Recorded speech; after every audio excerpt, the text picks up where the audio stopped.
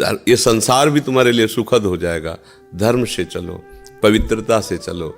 किसी भी नशे में कोई सुख नहीं है। जो भगवान के नाम में नशा है वो किस में सुख हो सकता है? आप जब के तो देखो, बड़े से बड़े भयानक कष्ट में भी आप आनंदित रहेंगे। दोनों किडनी फेल है, अतरे दिन डायलिसिस होता है। कितना कष्ट होता है किडनी फेलियर, कोई वही जानता है जिसकी किडनी फेल होती है। आपके सामने बैठे हैं, बात कर रहे हैं, कष्ट में है, इस समय वर्तमान में भी कष्ट में है।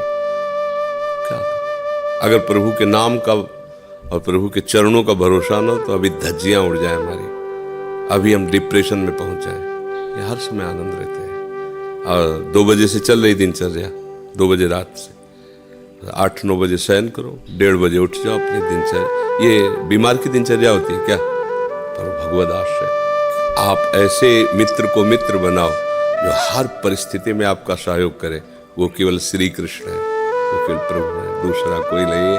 अब ये बात अभी समझ में नहीं आएगी, क्योंकि जैसे यौवन अवस्था होती है, प्रमाद स्थिति होती है, भोगों में सुख लगता है, तो ये सब भगवान और भगवान की बातें सब ऐसे लगती है। लेकिन एक समय आता है जब केवल यही बात समझ में आती कि हाँ यही है अपने, दूसरा कोई नहीं है। यहाँ जो जितना भी प्यार, जितना भी मंगल में दिखाई दे रहा है ना, वो सब चंद क्षणों का। जिस दिन तुम्हारे पुण्य नष्ट हुए तो वही मित्र शत्रु बन जाएगा, वही भोग तुम्हें जलाने वाला बन जाएगा, कोई तुम्हें पूछने वाला नहीं होगा, पक्का। हम छोटे थे तो एक रिश्तेदार के यहाँ गए थे।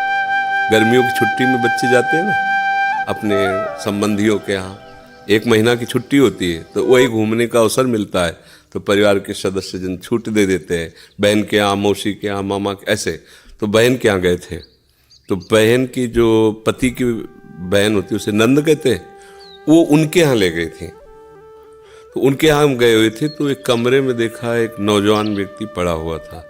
वो शायद उनकी ननंद के पति थे। तो उनको पता नहीं क्या लगा, भगवान की प्रेरणा, हम तो बच्चे थे, तो हमें बुलाया, ऐसे नज़दीक गए तो रोने लगे। उनका बच्चा अब हमारी कोई बात नहीं सुनता, तो हमें मन में है आपसे बता दें। तो शायद हमें भगवान उदाहरण देना चाहते होंगे, इसलिए सुनवाया होगा, नहीं तो बच्चा थे, उनका कोई सपोर्ट तो कर ही नहीं सकते थे। उनका बच्चा है, जो बिल्डिंग देख रहे हो ना, ये मेरी बनवाई हुई, वो मेरी पत्नी है। और वो टाकीज के सामने मेरी चाय, समोसा, पान, इसकी दुकान थी।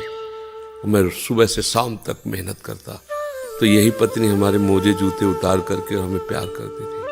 हमारे शरीर में लकवा मार गया, अब मैं उठ नहीं सकते। बोले 2 रोटी से ज़्यादा भोजन नहीं देती, और कहती ज़्यादा देंगे तो बार बार शौच करोगे, हमें फेंकना पड़ेगा। बोले हमको मारती भी है, हमसे बात नहीं करती, चिल्लाते रहते हैं हमारे सामने, और दूसरे पुरुष को बुलाती, बात करती ऐसा। बोले किससे कहूँ, अगर कहूँ तो ये मारेगी आकर के, कहना नहीं। हम बच्चे थे, पर वो बात हमारे दिमाग में, हम बार बार सोचा इस विषय कि मेरे से क्यों कहा। तो शायद मुझे शिक्षा भगवान दिलाना चाहते थे, एक उदाहरण हमारे दिमाग में। देखो ये वो बता रहा है कि जब मैं कमा के आता था तो मेरे जूते मुझे उतारती थी, मुझे प्रेम करती थी। आज वही पत्नी है, मेरा ही सब वैभव है, मुझे रोटी भरपेट नहीं, क्योंकि लकवा मार गया, शरीर बेकार हो गया, अब वो पड़ा ऐसे। अब उस व्यक्ति का कौन मित्र होगा? कोई प्यार से बात, तभी तो हम बच्चे थे, हमें बुलाया, कोई प्यार से बात नहीं कर सकता। वही व्यक्ति है जिसने अपने जीवन को सजाने की चेष्टा की। लेकिन एक मित्र है जिसको वो नहीं जानता था, इसीलिए अगर उस मित्र को जानता होता तो उसको रोना नहीं बनता, वो केवल उसी से बात करता और जीवन बदल जाता। वो कर तुम अकर तुम अन्यथा कर तुम। सच्ची मानो, हमें डॉक्टर ने कहा था आज के कम से कम 17 वर्ष पहले, दिल्ली के थे, सब जांच की, उनका बाबा तुम संत हो इसलिए तुमसे कोई छुपाव नहीं है, तुम्हारा कोई घर का नहीं कि जिससे मैं बता सकूं, तुम्ही से डायरेक्ट कह रहा हूँ।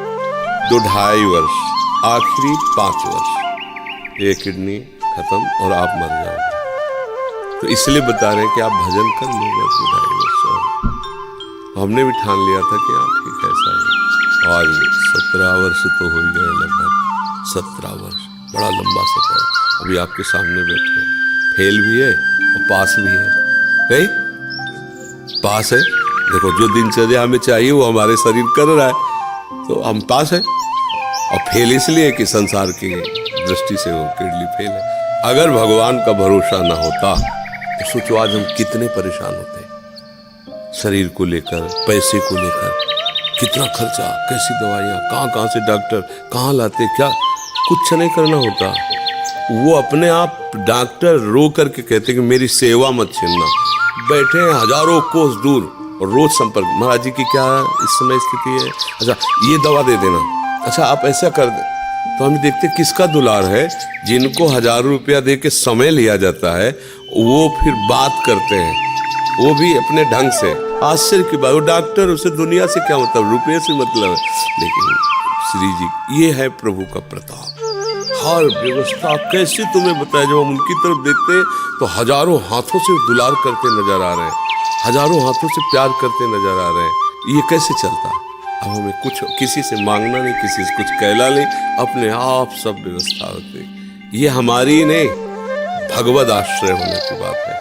अगर भगवद आश्रित नहीं हो तो वो अमल पत्नी होती, बच्चे होते, किसी के काम के तरह नहीं गए थे तो क्या कहते, अब तेरे दिन इसे 4-5 हजार रुपये डायलिसिस के लिए चाहिए, दवाइयाँ चाहिए, भगवान उठा लो, ऐसे कर पूछ लो भगवान इनको, वो कहती इनको पूछ लो। संसार का खेल है ऐसा। तो ये हम कोई तुम्हें कहानी नहीं बता रहे, सच्ची बात कह रहे। अभी अंधकार है और भगवान का आश्रय ले लो, आनंदित रहोगे। आज आपको नहीं समझ में आएगा, किसान खेती बोता है तो तुरंत फसल नहीं काटने को मिलती, थोड़ा समय लगता है। ऐसे आप अपने जीवन को भगवान में समर्पित कर दो, नाम जप करो, रहो उसी संसार में, वैसे ही रहो। मैं नहीं कहते बाबा जी बनो, गंदे आचरण मत करो, गंदा नशा मत करो, गंदा व्यवहार मत करो, भगवान इसी से प्रसन्न हो जाएंगे। आप ज्यादा जप तप भले मत करो पर गंदे आचरण मत करो, और भगवान का सहारा वो सब कुछ संभाल लेते हैं, बहुत समर्थ है।